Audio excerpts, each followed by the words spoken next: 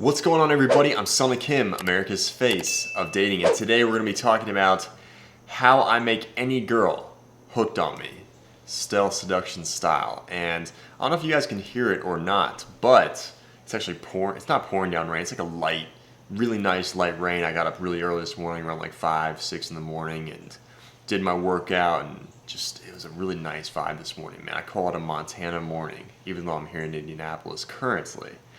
But it's a beautiful morning, and there's been this fucking woodpecker won't stop pecking on the wood out there. So if you guys hear that, it's a woodpecker. I think he's there right now.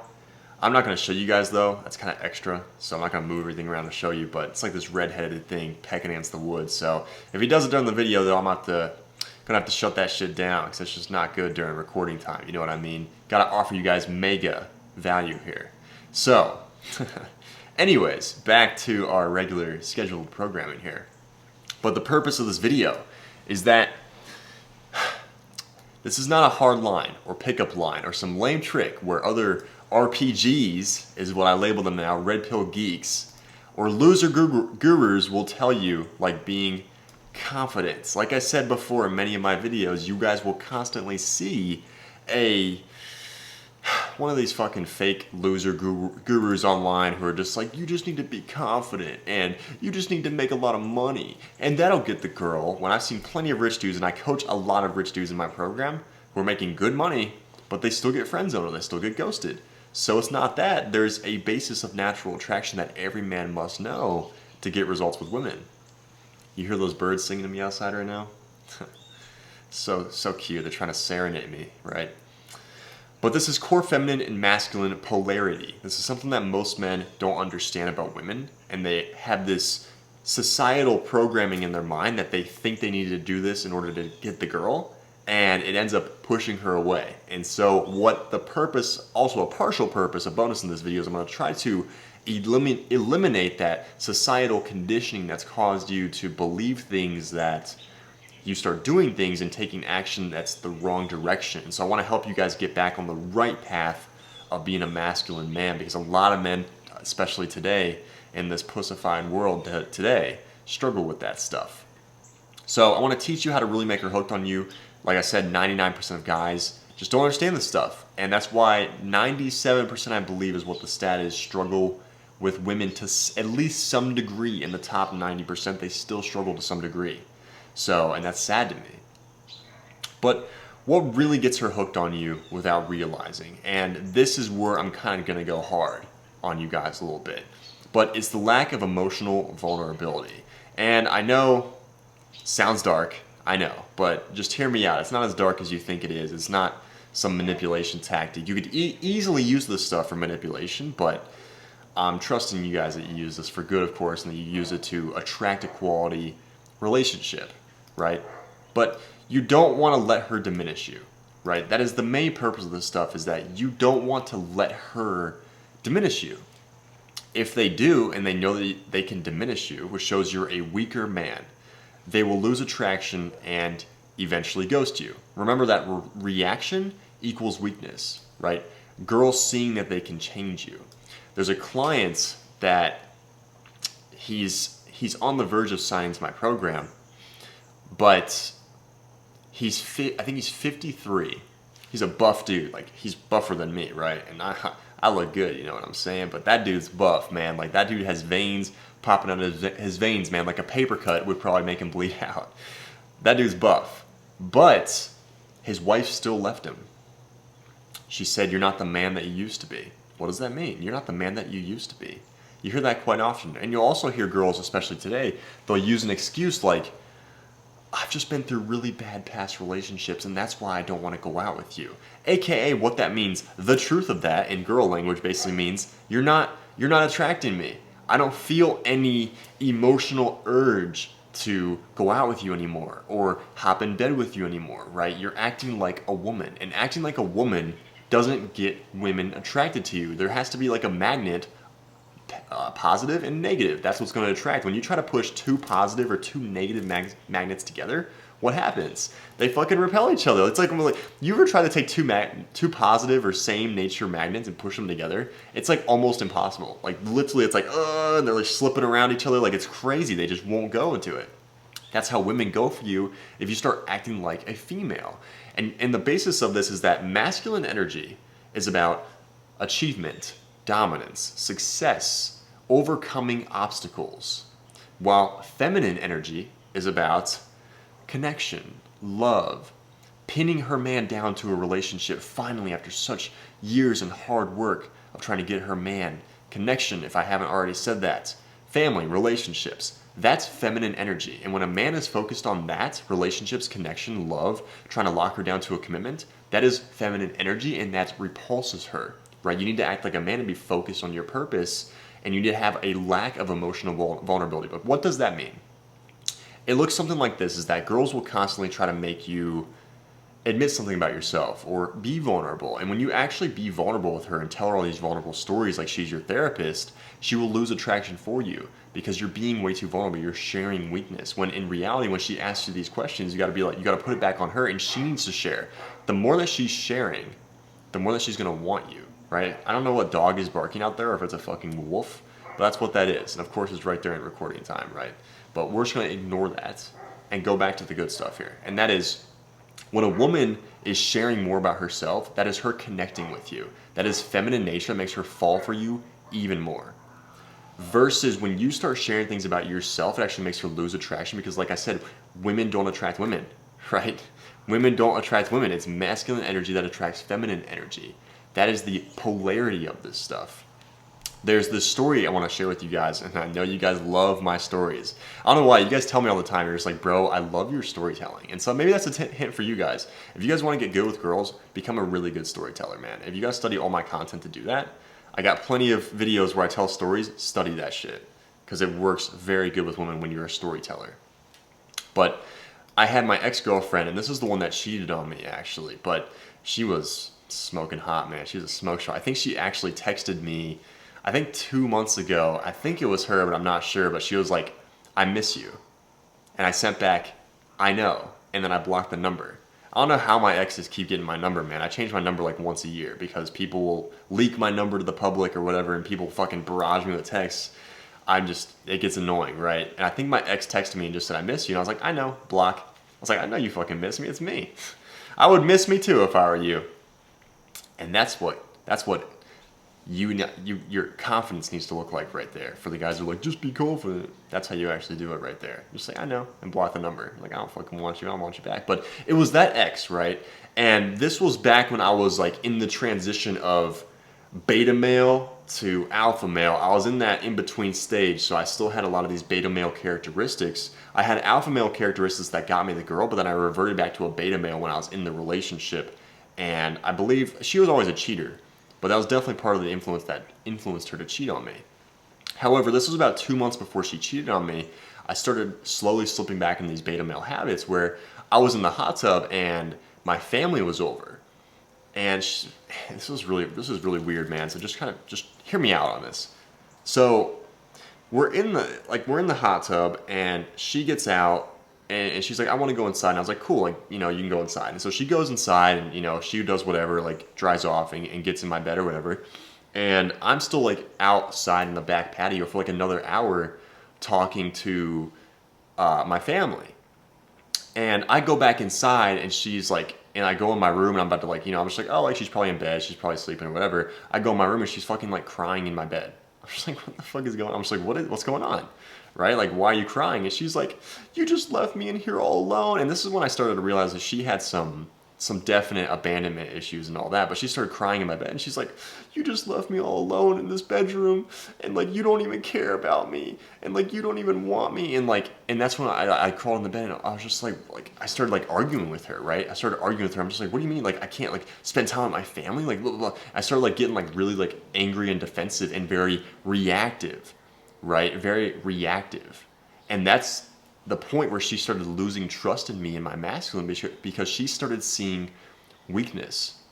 A man who reacts, there's always weakness inside of him that's making him react. Think about, I don't know, when somebody says like Donald Trump, it pisses people off, right? It makes them react. What is that? Where is that coming from? It's coming from a place of insecurity for some reason that's making them react, right? It's just like, why react about this? When a girl will do the same exact thing, she'll say something Like maybe just to test you, for example, like you're short or whatever she says, right? I have a client of mine in France that's like, that's 5'7", and before he joined my program, he was like, he was thinking like he was too short to get a quality chick, and it was causing girls to test him. He thought where a girl would be like, you're so short, and he would try to like hide away from the fact that he was short, and then he would emotionally react when she'd be like, you're short. He'd be like, why are you so fucking like rude? Why are you so mean? That's not going to turn the girl on right there. You have to be able to be non-reactive and just be like, whatever. You know, have a playful smirk on your face and have a playful comeback, just like, you know, and you're not good enough for me, babe. So where are we going with this? You know, and having this non-emotional vulnerability where it's like you're not opening up to the girl, like you're not showing her any weakness, right? Girls nowadays, and especially Hollywood, they try to get you guys to open up and be vulnerable and share your feelings and be soft. But all they're trying to do is just take away your masculinity. Part of being a man is being non-reactive, not emotional. Girls will constantly try to, not constantly, but occasionally they will try to blow up a problem and make it big, and your job as a man is to deflate that problem, right? Deflate that problem. And one thing that I was talking about on my group call I want to point out to you guys is that, well, I was talking about my Arrows group call with everyone in my community here in my program, but hate is closer to love than you think. So many people are just like, oh, what is the opposite of love? You automatically think hate, when that's actually not true. The opposite of love is indifference, because love is like the highest echelons of emotion, right? Is love. Love like almost runs the world in a way, versus indifference is the absolute lowest, no emotion at all. That's what indifference is. And so the opposite of love isn't hate, because hate is also a very, very powerful emotion. We were talking about this on my group call, like I said, but sometimes you'll get a girl that's like, she won't stop talking about her ex-boyfriend. She's like, I fucking hate my ex. I hate him so much, right? But then she goes back and sleeps with him. Goes back and sleeps with him.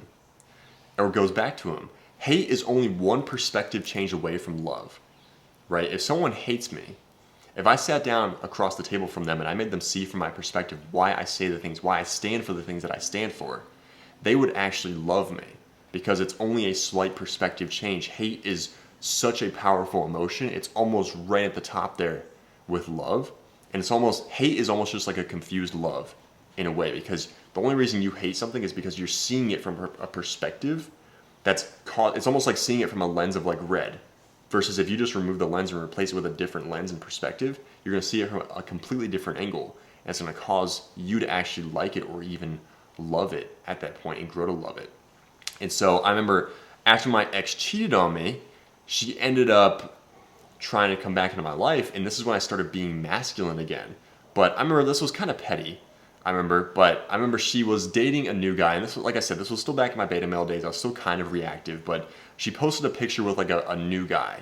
And I went on Twitter and I said like, that downgrade though, or something like that. It was super petty at the time, right? This was years ago. And like 5 minutes after I tweeted that, like she's like blowing up my phone and going crazy on my phone. She's like, I know what the fuck you're doing. Like you're trying to like, you know, and going crazy. And it definitely was aimed towards her. But instead of being reactive in that moment, I was just like, baby, I would never do that to you. You think that was about you? Come on. Like, you're being ridiculous. Like, we haven't talked in months. Like, this is how you want to talk to me again? Like, why don't you just come over here and talk to me? She's like, I'm not coming over there. Long story short, she actually came over because I was being so non-reactive. And that's when it blew my mind. I was like, holy shit. A man that has no emotional vulnerability or reactiveness makes girls want to come back to you. It makes girls want you in general, because you're not being reactive to her blowing up this entire situation. It was super crazy when I realized that. But these are some wins also for my program. We have Jack right here. He said, I don't know about y'all, but this is definitely a win in my book. Girl was sending him pictures. Like when you are being not emotional reactive, girls gonna want you even more, to the point where they're sending you pictures. They're like, I want to send him a picture of me. That's me looking sexy. Her fucking tits are out, right? She's like, I want him thinking about me because I want him emotionally vulnerable for me. She's trying to constantly make you emotionally vulnerable, but she gets off on the fact that she can never get you to emotionally react. Isn't that the fucked up paradox of dating? It's not fucked up. That's just natural masculine feminine polarity right there. Is that she gets off on the fact that she can never get you off, basically. Right? She can never get you all the way there. And Danny struggled with this too. He's an Australian client of mine with his ex. Very, very emotional reactive when he joined my program. but then we really brought him back into his masculine. And look at those smiles on their face. Like, you can't buy a smile like that from either one of them. It's because she's in her feminine, right? Beautiful feminine energy versus handsome, charming, masculine, strength, dominance, that kind of energy. Those balance each other out in a way. And if you guys struggle also with just being masculine and being able to naturally attract and know how to not be emotionally reactive, then book a call on the link in the description below. Let's get you in my program. Like, time is way too short to be messing around with this stuff. But I wanted to end this on one client story, really quick client story of mine about masculine versus feminine dynamic, where she tests him, and we'll get into it. But the client story basically is that one of my clients met this girl online, and I hate when people use dating apps, right? But they do occasionally, and I try and we do our best to get you guys off the dating apps because I can't stand dating apps. You're not going to meet your wife on there. But he was just so set in stone that this girl was like for him, and I was like, you know what, like, if this is your purpose and you believe that this is the right path for you, you know, who am I to challenge that? But he meets this girl online. I believe it was through Instagram, which is a little better than Tinder and Hinge, right? Like, Instagram is, if you guys were to use a dating app, Instagram is definitely the best one to do it, right? So he meets this girl on Instagram, they start talking, and it would be a little bit more shady if it was like Tinder or Hinge, right? That'd be weird. And they live in different countries though. And he's gonna go see her for the first time in a couple weeks from now. But I understand is that her family, so the girl's family who lives in another country, wouldn't let her come to the United States, right? And the guy that I'm coaching, his family is like, well, you know what, like, if you're going to go out there, like, we'll give a little bit, we'll let you go out there, you know, and we'll accept that, but you have to be safe, right? Like, bring somebody with you, or you need to stay at a secure resort, which is fair, right? That's very, very fair. However, the girl, she was trying to do all this planning. She's like, oh, like, well, my family says we're going to do this, and my family's going to do this, and you shouldn't bring anybody with because you're going to be with my family the entire time. I'm like, you guys haven't met each other. Like, I get that you guys have talked online and, like, it's going amazing, but still, like, you need to be safe about this. You need to be smart about this, and if your family, like, you need to respect your family's opinion in a way where it's like they want you to be safe and they want you to bring someone with you. And so he finds, like, you know what, like, you're right, like, I'm going to bring one of my friends with me to be safer. And it's just a general smart idea, but the girl didn't like that. And that's kind of shady. That's a red flag already. And that's what I told him. I was like, look, dude, like, the way that you need to do this is that you need to lay your boundaries here and be like, look, babe, like, your family wouldn't let you come to the United States because they don't trust me, right? They don't know me, and they wouldn't want you here all by yourself in the US with some guy that you met online. And my family feels the same way about me traveling across the world to meet a girl that I met online. And so if you're going to be mad that my family wants me to be safe and bring somebody with me because I've never met you before, that's just their wishes. And you know what? Like, if you're going to be in this relationship with me, you have to respect their wishes or they're never going to support us being together, right? And she was mad about it in the moment, blah, blah, blah.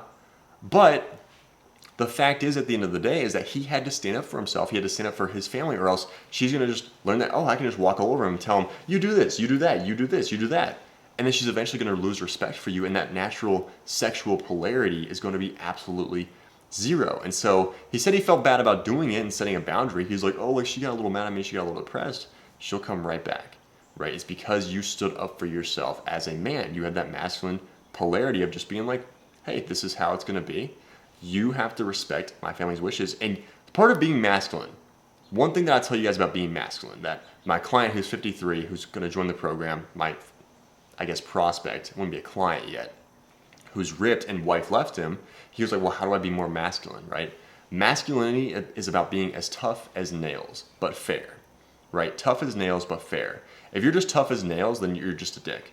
You have to be fair and have them see from your perspective to make it fair. Just being like, you know what, your family wants you to be safe, my family wants me to be safe, so we have to meet in the middle about this. It can't just be all you, right? How is that fair for anyone? If she sees that it can just be all her and she can just walk all over you because, you know, you're fucking her, like she has a pussy, then she's going to continue to do that to the point where she just loses so much respect for you as a man that she just eventually cheats on you or ghosts you, right? And ends up in my DMs or someone else's DMs.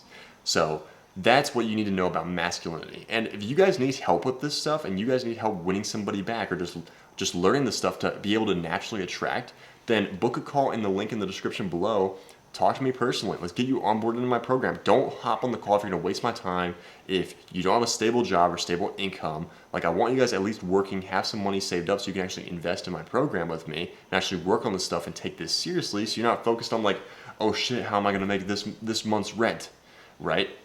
Don't waste my time. Don't book in a call if you're not serious about the program. If you're not sold on what I do yet or like my book or anything, watch all my other videos first and then come talk to me about the program, right? Sell yourself on it. I'm not here to sell you on anything. I want guys that are serious about changing, that are like, I'm ready.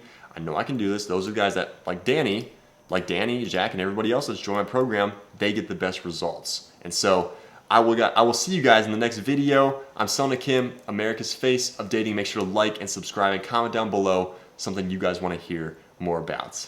I'll see your cute face next time.